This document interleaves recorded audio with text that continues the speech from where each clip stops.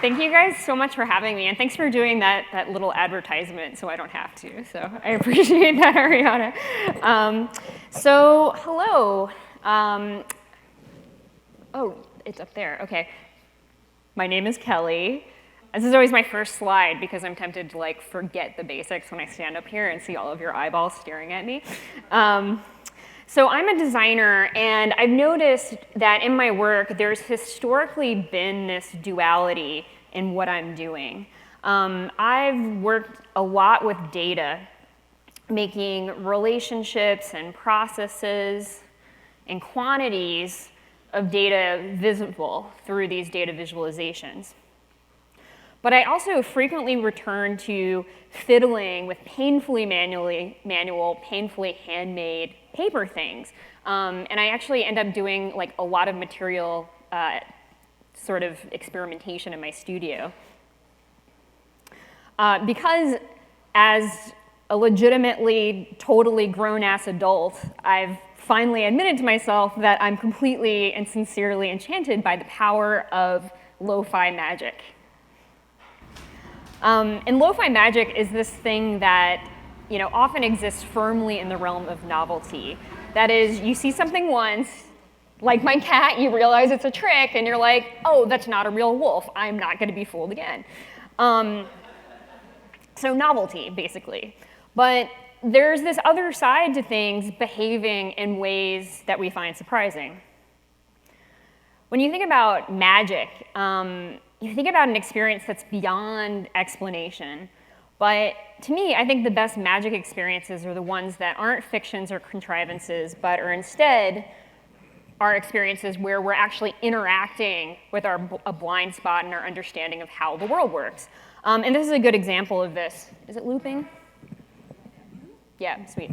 Okay, so this is a book I made based on research by the Swiss scientist named Emin Gabrielin, which relates to how Moiré interference patterns, like when you're trying to scan film or when you're looking at screen doors, can actually produce the illusion of magnification.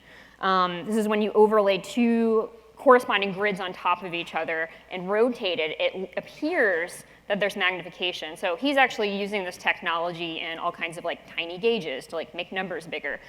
In mine, I'm magnifying dots, but if that was like a letter or a number, like you'd see like a little 2 or a little 4 getting bigger or smaller. And this is not a glitch in the material, this is a glitch in our brains. And so this little trick reveals a dimension about how human perception itself works, which is kind of cool. This is the book that I'm signing later. It was released by Chronicle Books last year, and in it, I'm using lo-fi magic techniques to bring abstract and hard to explain and invisible concepts into tangibility. It's called This Book is a Planetarium, and indeed, lo-fi tech gadgets like this planetarium pop up out of the page, rise up, and in spite of being made of almost nothing, actually work. And we went ahead and released this audaciously in the year of 2017, in this time when we are talking about self-driving cars and artificial intelligence. So we're like, we are going to make a book about paper technology. Which begs the question, why should anyone care about my stupid book of paper technology? I have been sincerely pondering and exploring this as a philosophical question since 2011, when I stumbled into it accidentally. Some friends of mine approached me to make their wedding invitation, and since we're all like total music nerds, we wanted to make a card that was musical. And we threw around a whole bunch of ideas, like maybe we should print sheet music that people could then perform, or maybe like we make the book into some sort of like basic musical instrument. But we instead ended up taking design inspiration from this guy, who is not a designer. His name is Mr. Wizard, and he had a TV show that was very popular on Nickelodeon from like the 1950s until the 80s. And my friends and I all had this memory of seeing something amazing on his show.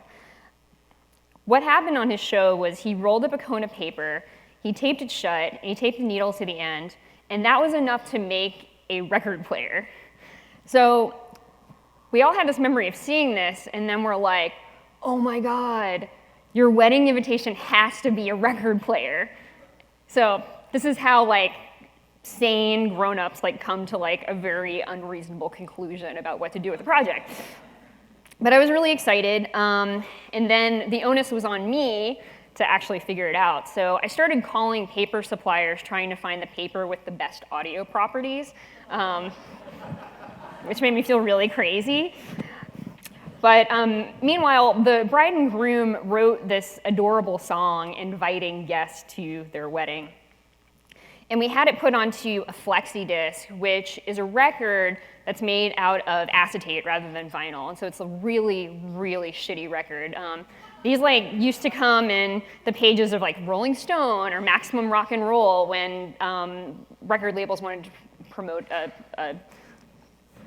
some sort of single. They're basically disposable records. But the reason I wanted to put on FlexiDisc is because it could be clear and I could print the couple on it in black like this. And so that way, when you rotated it for each 90 degrees, you like completed this picture of the couple in all these different configurations. So here they are playing music together, rotated a little more. Here they are drinking and eating and being merry. And finally, growing old together in funny old person clothes. So I basically did this as a design justification for this odd wedding invitation format, because even though I had tested the hell out of all my materials, everything was arriving at the last minute, and I wasn't sure if it was actually going to work. So this is like a design decision that was a fallback solution based on fear. Which is, I don't know. I don't know if I should go into design schools and be like, make decisions based on fear, but that's what this is. So here's how it works. You fold this page in half, there's a needle on the end of it, you put it on the record, and then you have to turn it at exactly 45 RPM to hear the song.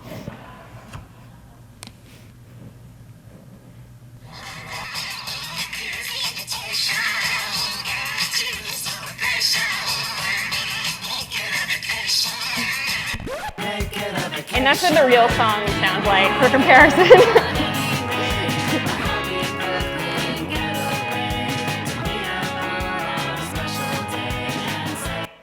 So like on a personal level, I was so excited that this worked because I didn't like just blow my friend's mom's budget, on making crap that didn't work.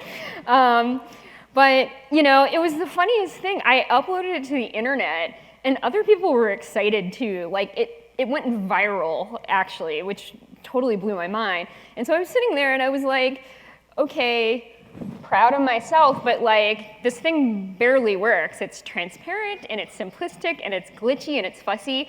It's the opposite of pushing play. And all my friends and I are sitting around bitching about why Spotify isn't working and like why it doesn't have like the 200,000 album I've searched for in it. And yet we're all like in love with this. Like this makes no sense. So I felt I had stumbled upon this interesting question, and I realized that there's this weird dimension in our relationship with our things that we use every day that modern tech just like doesn't understand. Of course we want efficiency and wish fulfillment. We want our stuff to work. But there's also this philosophical dimension to the things we use.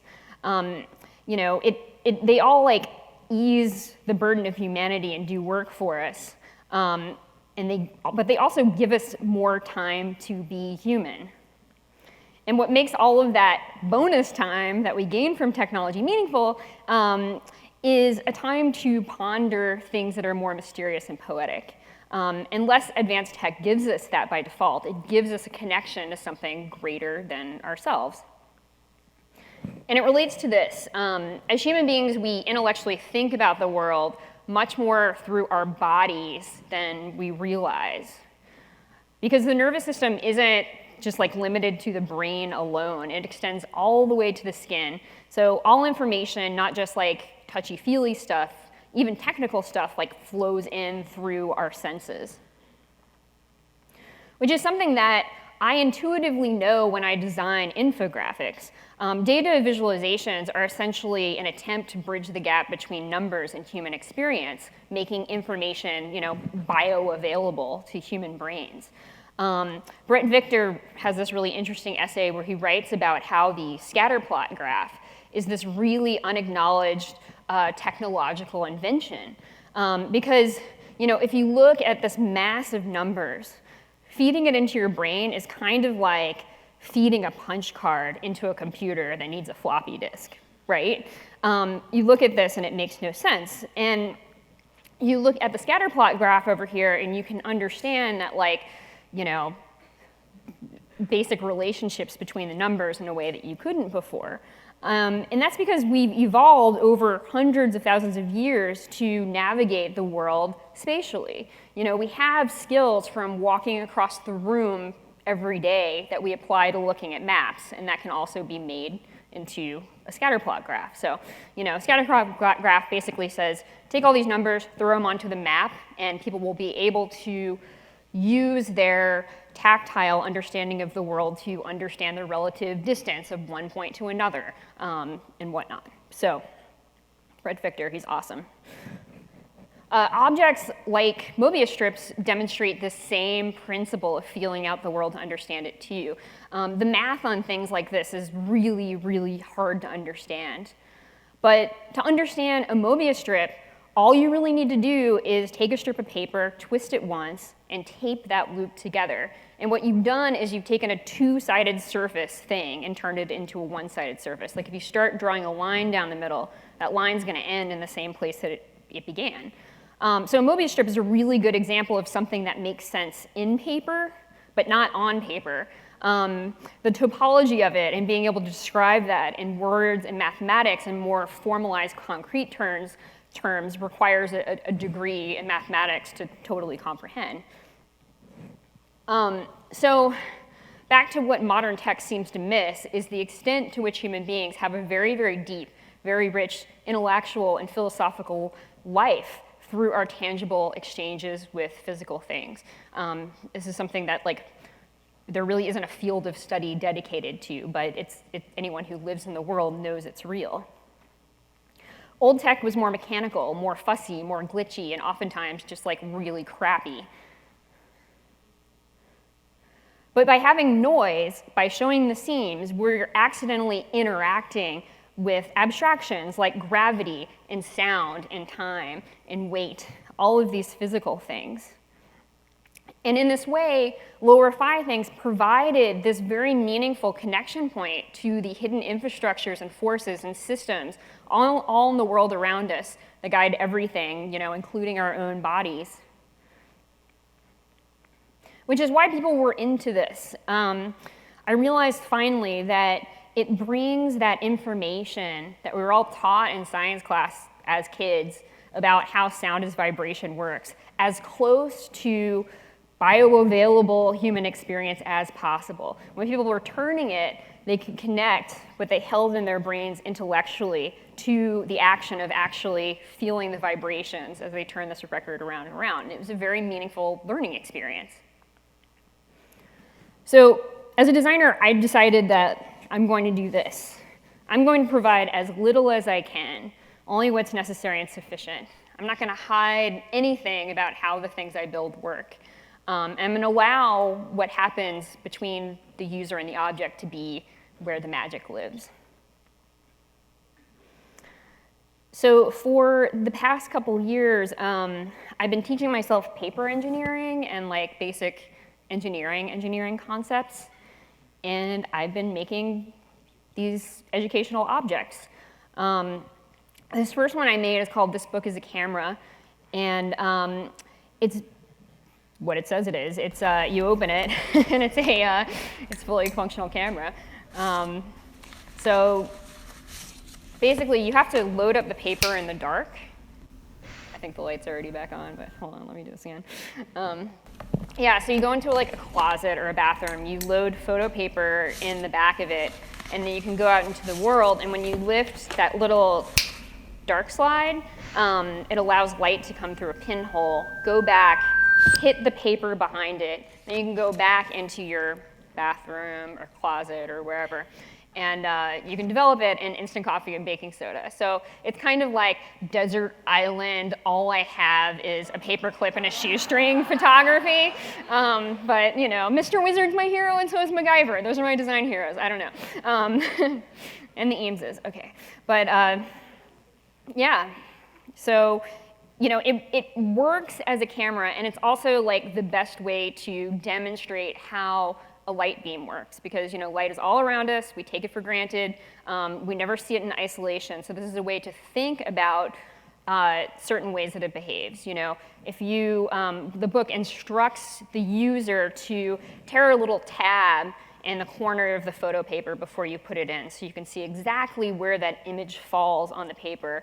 And what people will notice is that the image is upside down and backwards, and so then you're like, that's funny, why did that happen? And the book explains that, you know, if you have a piece of Play-Doh and you're trying to shove it through a small hole, the Play-Doh that's on the left side is always going to be on the left side when it goes through the hole. But light is different. You know, light is winnowing down to this point.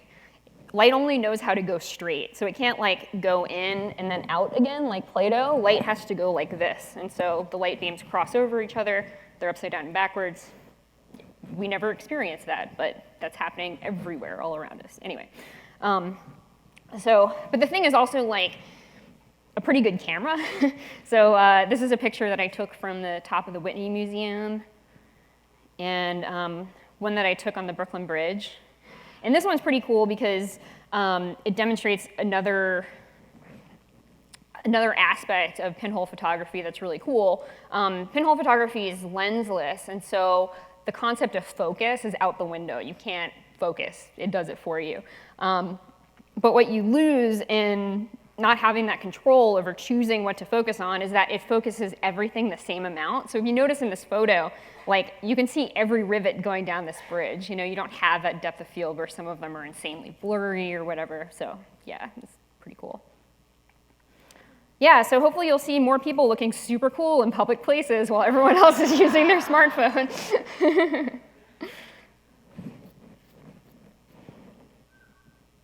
Oh great, it got stuck on an embarrassing slide of me. Okay.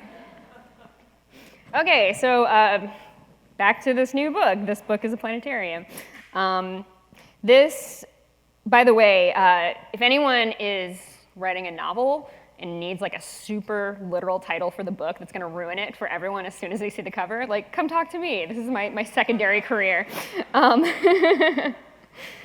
So this is a book that reduces various tech gadgets down to just paper to isolate different concepts in the world, to make these abstractions tangible and understandable for people who interact with them. There's 6 total interactive tools that rise up out of the book. And you know, the idea is that by stripping out all of the electronics and interfaces and general black boxness of tech, that you know, we can more closely observe the underlying forces in the world. And think about things like how our system of time is organized, and how sound and pitch work, and how it's related to, you know, the tautness of things like strings, and how changing a single variable in something like a spirograph affects the trajectory of the curves, and then thinking about, like, you know, how you translate that into code. You know, if you work with processing or any other sort of like visualization apps, like you understand this concept of just like trying out different variables and like seeing what it draws. Anyway, here's the whole thing.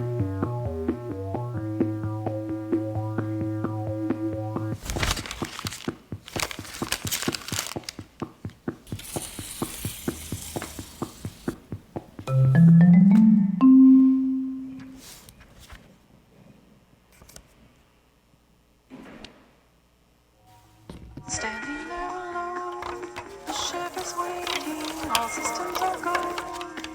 Are you sure?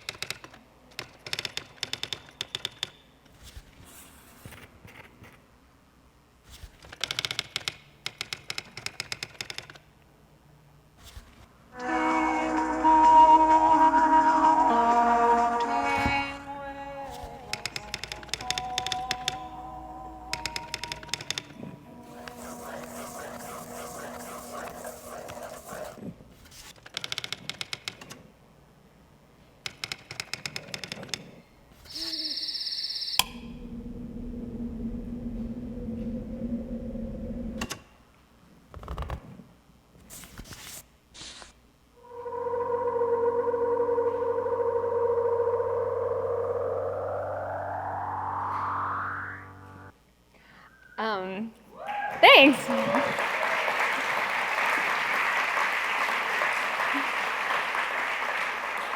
And just to give credit, since I'm in San Francisco, that song, I don't know if anyone recognized it, but it's by this woman named the Space Lady, who used to be like a busker on the streets of San Francisco, and she covered these amazing songs. And yeah, I emailed her on Facebook, and I was like, I need to use your cover of your major song, it's amazing. Anyway, she's awesome. Here's a little bit of the behind the scenes process on this book, because a lot of times people are like, how did you tackle this? So I just made a quick video. My name is Kelli Anderson, and I'm an artist and designer.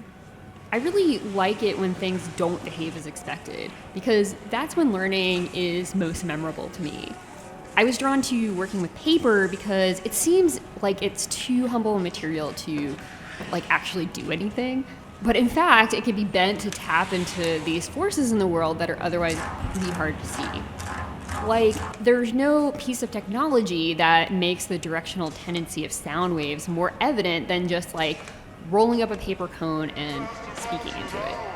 By making something handheld, like a book, I could both explain why light beams behave the way they do, and then also make that information touchable and visceral so people can get both a figurative and literal grasp on a few fundamental scientific principles.